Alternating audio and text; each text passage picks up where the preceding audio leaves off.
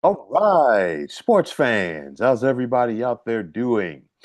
William Martin coming at you one more time here on YouTube with another edition of the 300 Pounds of Sports Knowledge Podcast. So, a year after setting the franchise record for wins with 15, things never came together this season for the Detroit Lions as they're going to miss the postseason. The Lions have now lost four out of their last five games, which includes their last three. And outside of a four-game winning streak from mid-September to early October, Detroit has not won two games in a season in this season all year long. Okay. So there's a lot of ways to go with this thing. But of course, one of the big questions is going to be now, where did things go wrong for the Lions? One thing that people are definitely going to point to is the departure of Ben Johnson. Of course, Ben Johnson was the phenomenal offensive coordinator for the Lions, a guru, if you will. And you knew that eventually his time was going to come to get a head coaching position. And of course, he's now the head coach of the Chicago Bears, and the Bears are in position to win the NFC North this year. Um, of course, Johnson's departure meant that the Lions are going to have to replace him as OC, and they did that with John Morton. But last year we saw the Lions, coming in, averaging more than 409 yards per game. This year it's down to 369, which is still sixth in the National Football League. You figure they were second in that category a year ago, but nonetheless, you can't underscore the importance of Ben Johnson to this offense to the point that midway through this season, we saw Lions head coach Dan Campbell take the play calling duties away from John Morton. Aside from losing their OC, the Lions also lost their defensive coordinators. Aaron Glenn is now the head coach of the Jets. So, of course, Kelvin Shepard has been promoted. But, aside from switching defensive coordinators, I think the Lions have really been done in by the injury bug. They basically have their entire starting secondary on IR. 15 guys are in the injured reserve for the Lions this season. You look at it, Detroit, they ran roughshod over the NFC North last year for what it's worth. This time around, they're 1-4. Their only victory came over the Bears. They've been swept by the Packers, and they were surprisingly swept at the hands of the Minnesota Vikings. You go to the two losses to the Vikings. The Lions lost to second year quarterback J.J. McCarthy, who was basically a rookie since he missed his entire rookie campaign last year with an knee injury.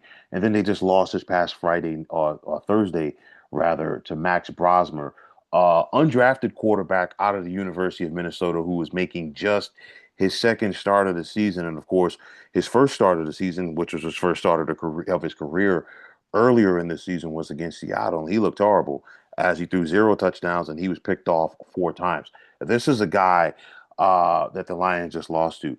But I look at this thing, and like I said, the Lions never got started on the right foot. We saw Green Bay punch them in the mouth at Lambeau to begin this season. And I feel like when the Lions were 5-2, that's when things came apart for them this season. They came off of their bye week at home and surprisingly lost to Minnesota. And right after that, we saw Dan Campbell take over the play calling duties. It looked like the Lions had figured it out. We saw their ability to run the football against Washington, albeit the Commanders have one of the worst run defenses in the NFL this season. But from there, we saw Detroit go on the road and lose to Philly, where the Eagles limited them to just 9 points. They struggled and had to go to overtime to beat the Giants. And then you follow that up by losing at home on Thanksgiving Day to the Packers. It looked like they were going to turn the corner after they got the win a week later against Dallas. But since then, losses on the road to the Rams, the heartbreaking loss when they looked like they won the game or they thought they won the game against Pittsburgh, and then Christmas Day against the Vikings. And honestly, the Christmas Day loss to the Vikings was the worst because clearly it eliminated the Lions from the postseason contention, that is. But also, Detroit punked them. I mean, Minnesota punked them, rather. Okay, and this Vikings defense, because when I'm talking about Max Brosmer, he was only 9 of 16 passing for 51 yards in that game.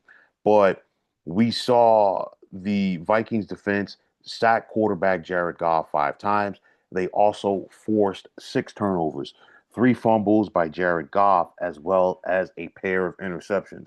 And then, of course, when the game was on the line late, this Detroit defense could not make the key plays when they needed to. Again, it was 13-10 late, and they allowed Jordan Addison to score on that reverse from 65 yards out, and that basically killed that game for them, and of course eliminated their postseason chances. So you have to ask yourself, where do the Lions go from here? And I know that there are some people who are already questioning whether or not the Lions should move on from Dan Campbell. I don't think that the Lions are going to move on from Dan Campbell. I think the biggest issue with me with Dan Campbell, and it's the same for a lot of people, Dan Campbell, his penchant to go for it on fourth down. Now, when you think about Dan Campbell, you think about him going forward and rolling the dice on fourth down. I refer to him as a dice man, but the Lions have not attempted the most fourth downs in the NFL this year, much to people's surprise. But I just feel like Dan Campbell has a penchant for going for it on fourth down, and it's always not the right time.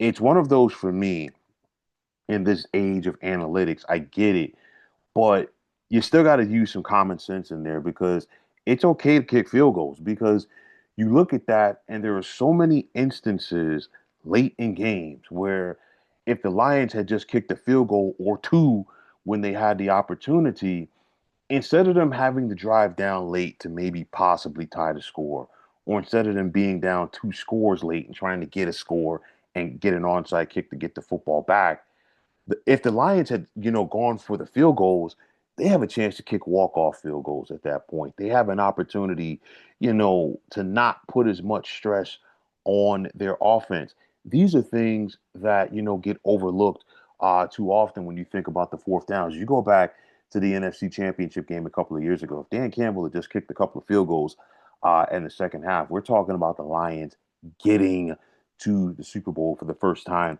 in franchise history. Nonetheless, I don't think Dan Campbell's going anywhere, but nonetheless, I think things have to be adjusted.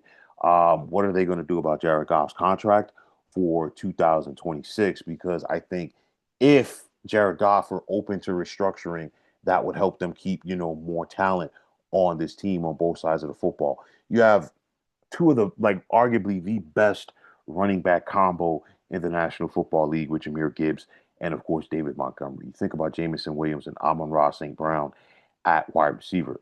Not having a healthy Sam Laporta at tight end definitely hurts this Lions offense because without having Laporta there, he was a guy who kept the safeties and linebackers honest. And of course, if the safeties and linebackers have to focus on Laporta, then guess what? That opens more things up for deep for the likes of St. Brown, Jamison Williams, and of course, Jameer Gibbs coming out of the backfield. But again, you cannot say enough about the injuries. That's one of the biggest things that I feel like enough people ain't talking about for the Lions this season. They basically lost their entire secondary. Okay. And that's something they've got to get healthy.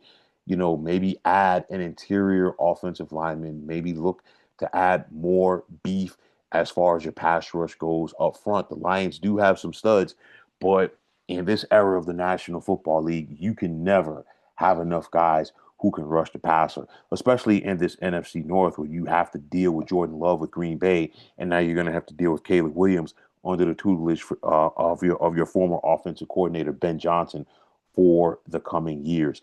The bottom line is the big plays that we saw the Lions be able to make last year, both offensively and defensively, they just could not make this year. And it it's one of those things in the National Football League. When you have a regular season like they did last year, it's so difficult to replicate that. And I know, especially in the case of the Lions, because they got gutted as far as their coaching staff goes last from last season. But nonetheless, it is very tough to replicate that 2 seasons in a row.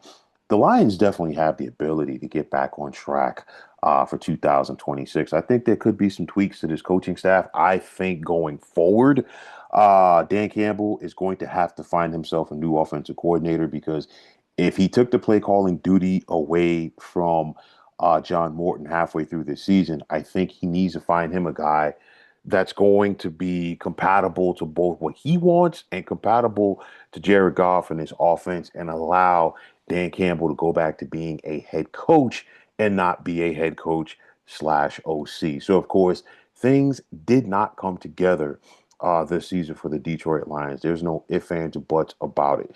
But this team still has a talent to get back on track. And let's see what adjustments the Lions are able to make for next season. And let's see how they're able to bounce back in the rugged NFC North for 2026. But, folks, that is going to wrap it up. And as always, I want to take this time out to thank each and every one of you for checking out the 300 Pounds of Sports Knowledge podcast here on YouTube. And as always, if you like what you heard and saw on this podcast, you know what to do. Just hit that like button as well as subscribing to this channel. And like I always say, it's greatly appreciated. Also, if you're on the X, formerly known as Twitter, you can check me out anytime at 300 Pounds of Sports. And like I always say, if you give me that follow, it will be my pleasure to do the same in return. And that also goes for Instagram, where you can check me out at 300 Pounds of Sports Knowledge. Also, if you're on Facebook, definitely check out the Sports Depot 365. And as far as I'm concerned, one of the better sports groups going on social media. But until next time, fine folks, my name is William Martin, and I'm signing off, and I'm saying thanks once again for checking out the 300 Pounds of Sports Knowledge podcast here on YouTube. Be well, everybody.